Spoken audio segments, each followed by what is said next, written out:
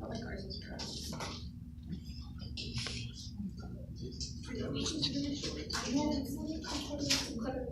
can start when you're ready. Okay. We have Luis Cardenas. We're going to talk about Gabriel Garcia Marquez. That's not Mexico City, around the Latin America, like Gabo. That's a nickname. My name is Jorge Hernandez. Ricardo Reyes. Okay. Gabriel Garcia Marquez is one of the most important writers of literature all the time. Why? Because he wrote several novels and stories that now are considered pieces of art in literature.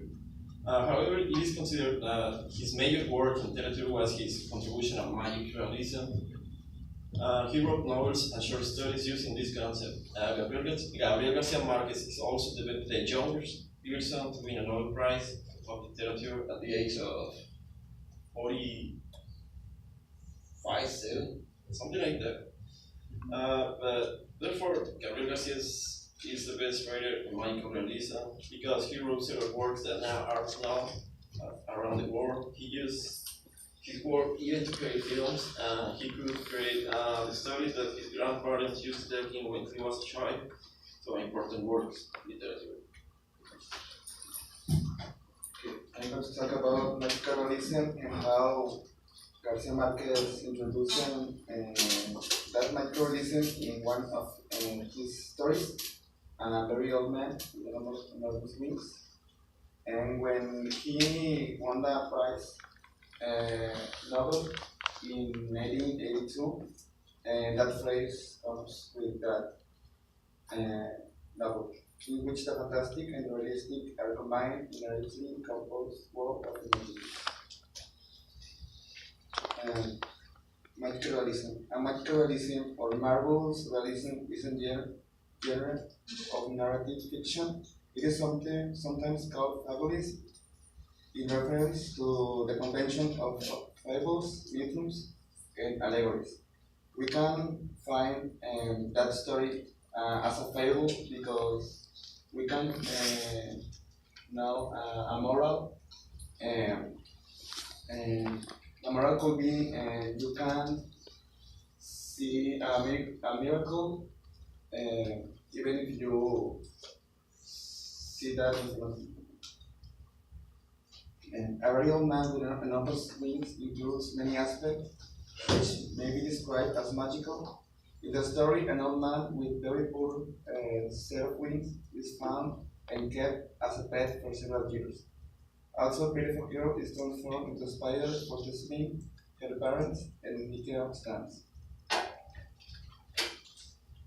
The magical elements are treated as somewhat acceptable. The characters react to the old man with wings as they react to an ordinary person. As the elements of magic continues in the story, a realistic environment surrounds the action.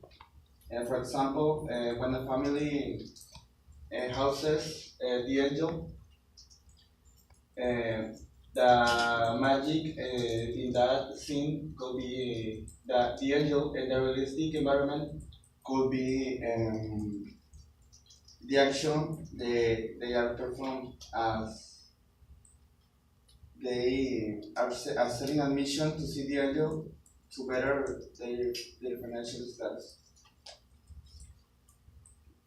Also, the magic begins with the world having sad sounds Tuesday, personifying the world, and the language used by magical realists, such as Marquez, contains a romantic quality, making the angel and the spider girl much less out of place when the world set as emotions. Marquez, with his use of magical realism, opens the door to some interesting questions and invites the reader not to only enter a place of imagination and mystery, but also to look into one's own thoughts and actions. Gabriel Garcia Marquez in 1972 wrote the story of the novel of the incredible and sad tale of innocent Erendira and her careless grandmother. This story is about a 14 years old girl who accidentally burned down her grandmother's house. So her grandmother tried to make her to pay for the house, but it was impossible to pay for the house. So she decided to force her granddaughter into prostitution. So this lady, Erendira, fell in love with Ulysses, who was one of his clients, who spent many nights with her, having sex and all this stuff. And they made a plan to kill her grandmother and escape from that. Why? Because she was suffering too much. She even was kidnapped by another client because they have a kind of like obsession for her, for her body, because she was young, all the stuff. So it's an interesting movie, but that novel was into a film too. What is considered magic realism is because the beauty of the story, the atmosphere, the dialogue, and the amazing happenings. So this all together created all this create a kaleidoscopic tapestry that according with readers and critics is called magic realism. So this film was made in 1983 by the director Roy Guerra, but Gabriel Garcia Marquez has an important role in the movie, like the screenplayer and even the screenwriter. This film won this film won the Ariel Award for the best production design in 1993. That's Gabriel Garcia Marquez's grandmother, and when he was young, she would tell him like stories like about ghosts, about dead ancestors and all that. So like everything she would say, it would make it seem like it's real, well, those are not real, or dead ancestors or all that. Like she would tell stories that can't be true, but in some way she'll make it seem like so real that he would believe it. And so I'm guessing that's why he started to write about magic realism, because she got him into that, because she would tell him, like old stories that couldn't be real, and got him into that, to magic realism. So that's what happened with her. And then so that's what I think may have changed him, like his perspective on magic realism. And that's his grandfather.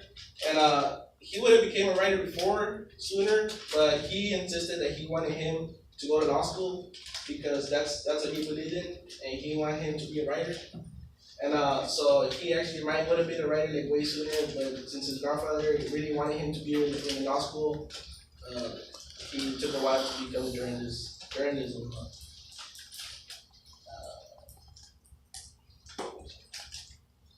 And those are his parents. That's his mom and dad. His father, his name's Gabriel Eliseo Garcia, and he dropped out of medical school, and then he became a pharmacist. And then that's on the left, that's his mother. That's pretty much not a lot of information about her, but all it says that he had like 11 siblings, so he was like it was a big family.